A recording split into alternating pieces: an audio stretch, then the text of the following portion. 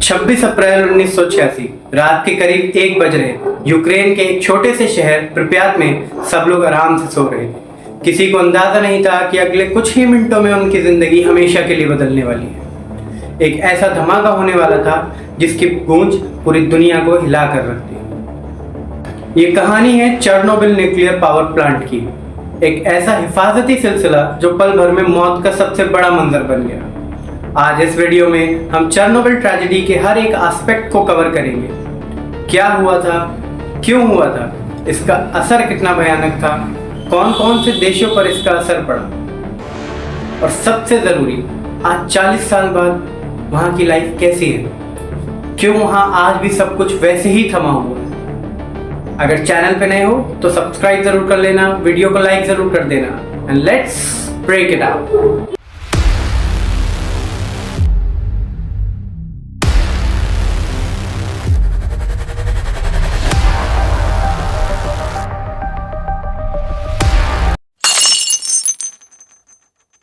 सबसे पहले समझते हैं कि चेर्नोबिल पावर प्लांट था क्या।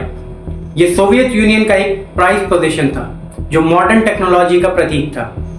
इसमें 4 आरबीएम के 1000 टाइप रिएक्टर्स थे जो इलेक्ट्रिसिटी जनरेट करते थे। प्रिप्यात शहर को खास तौर पर इसी प्लांट के वर्कर्स और उनकी फैमिलीज के रहने के लिए बनाया गया था। एक खूबसूरत, मॉडर्न और जन्नत जैसा शहर। लेकिन 25 और 26 अप्रैल की उस रात को कुछ ऐसा हुआ जिसने इस जन्नत को जहन्नुम बना दिया।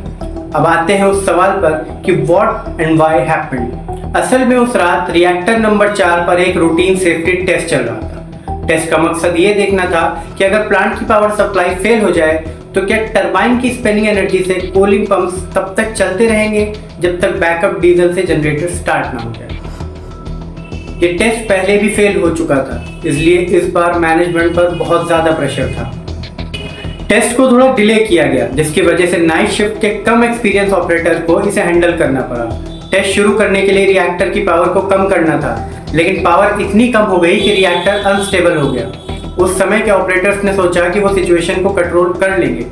उन्होंने रिएक्टर्स के सेफ्टी प्रोटोकॉल्स को बाईपास कर दिया और रिएक्टर के कोर से लगभग सारी कंट्रोल रॉड्स जो रिएक्शन को कंट्रोल करती हैं बाहर निकाल ली, और ये थी उनकी सबसे बड़ी गलती।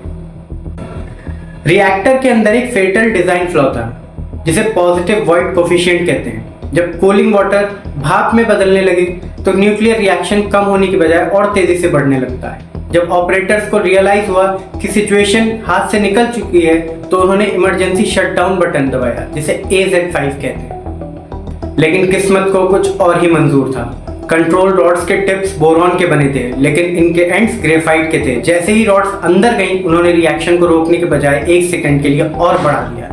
एक बहुत बड़ा स्टीम एक्सप्लोजन हुआ जिसने रिएक्टर का 1200 टन का अपर लिड हवा में उड़ा दिया, और उसके तुरंत बाद एक दूसरा बड़ा एक्सप्लोजन हुआ। रिएक्टर का कोर खुल चुका था और हवा में टॉक्सिक रेडियो एक्टिव स्मोक तेजी से फैलने लगा। एक्सप्लोजन के तुरंत बाद लोकल फायर फाइटर्स को कॉल किया गया। उन्हें बताया गया था कि यह सिर्फ एक नॉर्मल रूफ फायर है। उन्हें बिल्कुल अंदाजा नहीं था कि वो सीधे रेडियो एक्टिव के कोर के सामने खड़े हैं। उन्होंने बिना किसी रेडिएशन प्रोटेक्टिव गियर के सिर्फ अपने नॉर्मल कैनवस यूनिफॉर्म में आग बुझाना शुरू किया। इन फायर फाइटर्स ने जो रेडिएशन झेली वो आम इंसान के बर्दाश्त के बाहर थी। कुछ ही घंटों में उन्हें एक्यूट रेडिएशन सिकनेस के सिम्टम होने लगे, वॉमिटिंग, डिजीनेस और स्किन का जलना। उन्हें तुरंत प्रिप्यात के हॉस्पिटल 126 ले जाया गया। उनके क्लोथ्स इतने ज्यादा रेडियो एक्टिव हो चुके थे कि डॉक्टर्स ने उन्हें निकालकर हॉस्पिटल के बेसमेंट में फेंक दिया।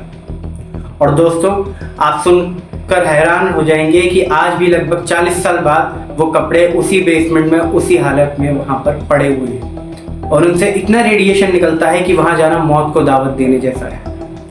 फायर फाइटर्स और उनके बाद आए लिक्विडेटर्स जो कि सोल्जर्स और माइनर्स थे, उनकी वजह से एक और बड़ा एक्सप्लोजन टला, नहीं तो पूरा यूरोप तबाह हो जाता। इन्होंने अपनी जान की परवाह किए बिना रेडियो एक्टिव मलबे को साफ किया।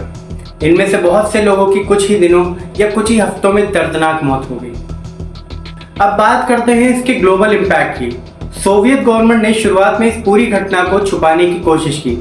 प्रिप्यात के लोगों को भी 36 घंटे के बाद इवैक्यूएट किया गया था, लेकिन रेडिएशन किसी बॉर्डर को नहीं मानती।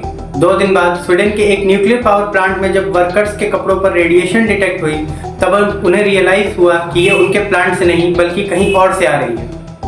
तब जाकर सोवियत यूनियन को मानना पड़ा कि चेर्नोबिल में एक बहुत बड़ा हादसा हुआ है। इस डिजास्टर से सबसे ज्यादा नुकसान बेलारूस को हुआ।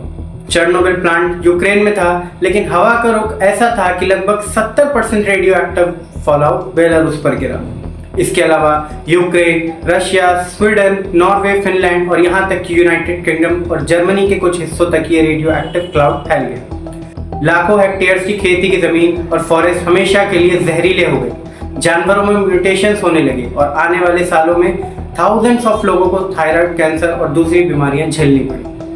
अब हम आते हैं सबसे इंटरेस्टिंग और इमोशनल पार्ट पर, how is life today there. हादसे के बाद गवर्नमेंट ने प्लांट के आसपास 30 किलोमीटर का एरिया सील कर दिया, जिसे चेर्नोबिल एक्सक्लूजन जोन कहते हैं। आज प्रिप्यात एक एब्सोल्यूट घोस्ट टाउन बन चुका है। वहां के घर, स्कूल्स, हॉस्पिटल सब वैसे ही छोड़ दिए गए थे जैसे उस रात थे। जब आप वहां के अबैंडन्ड बिल्डिंग्स को देखते हैं तो ऐसा लगता है जैसे वक्त 1986 में ही फ्रीज हो गया है। क्लासरूम्स में बच्चों की बुक्स बिखरी हुई हैं, दीवारों पर सोवियत के पोस्टर्स लगे हैं और गोलियां और खिलौने धूल खा रहे हैं। लेकिन यहाँ एक अजीब पैराडॉक्स देखने को मिलता है। जहां इंसान इस जगह को छोड़कर चले गए, वहीं नेचर ने इस पूरे शहर पर कब्जा कर लिया। कंक्रीट की दीवारों को चीर कर पेड़ उगाए हैं, क्योंकि वहां कोई इंसान नहीं रहता, इसलिए वाइल्ड एनिमल्स जैसे वुल्फ, डियर, वाइल्ड हॉर्सेस वहां खुलेआम घूमते हैं। नेचर ने इस टॉक्सिक वेस्टलैंड को एक वाइल्ड सेंचुरी में बदल दिया है। हालांकि उन जानवरों के अंदर आज भी रेडिएशन का असर देखने को मिलता है। तो सवाल यह है कि क्या रिएक्टर नंबर 4 से अब रेडिएशन नहीं निकलता? तो जवाब है कि हाँ, आज भी रेडिएशन निकलता है। इसको रोकने के लिए पहले एक कंक्रीट का स्ट्रक्चर बनाया गया था जो खराब हो गया, इसलिए 2016 में दुनिया का सबसे बड़ा मूवेबल मेटल स्ट्रक्चर बनाया, जिसे न्यू सेफ कन्फाइनमेंट कहते हैं। ये एक बड़ा सिल्वर डोम है जो रिएक्टर 4 को कवर करता है, ताकि अगले 100 साल तक रेडिएशन बाहर ना फैल सके। चेर्नोबिल का हादसा सिर्फ एक मैकेनिकल फेलियर नहीं था, ये इंसानी घमंड, पुअर पॉलिटिक्स डिसीजन और सच को छुपाने का नतीजा था। अगर उस रात उन लोगों ने थोड़ा होशियारी से काम लिया होता तो शायद आज भी प्रिप्यात एक हंसता खेलता शहर होता। ये ट्रेजेडी हमें याद दिलाती है कि टेक्नोलॉजी जितनी दुश्वार और पावरफुल है, इसको हैंडल करने के लिए उतनी ही जिम्मेदारी की जरूरत होती है। हम उन लिक्विडेटर्स और फायर फाइटर्स को कभी नहीं भूल सकते जिन्होंने पूरी दुनिया को बचाने के लिए अपनी जान कुर्बान कर दी। अगर आपको ये वीडियो इन्फॉर्मेटिव लगी हो तो प्लीज इस वीडियो को लाइक करें, चैनल को सब्सक्राइब करें और कमेंट में बताएं कि क्या आप कभी चेर्नोबिल घूमने जाना चाहेंगे। मिलते हैं अगले वीडियो में, तब तक के लिए stay safe and stay curious.